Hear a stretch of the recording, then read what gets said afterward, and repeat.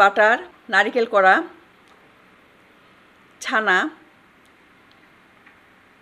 আর স্বাদ মতো চিনি খুব সুন্দর করে মিশিয়ে নেব।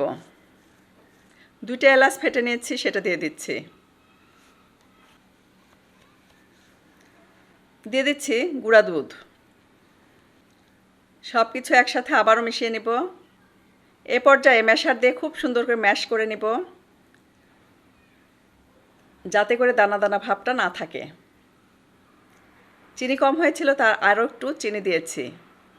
এখানে 2 টেবিল চামচ পানির সাথে 1 টেবিল চামচ কর্নফ্লাওয়ার মিশিয়ে নিচ্ছি, সেটা দিয়েছি, যাতে করে এটা একটু আঠালো আঠালো ভাব চলে আসে।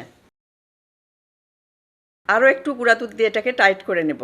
খুব বেশি টাইট করার দরকার নেই, মোটামুটি আঠা আঠা একটা ভাব চলে আসবে। এটা কিন্তু দেখতেই পাচ্ছেন, এভাবে আমি এই সন্দেশটা রেডি করে নিয়েছি।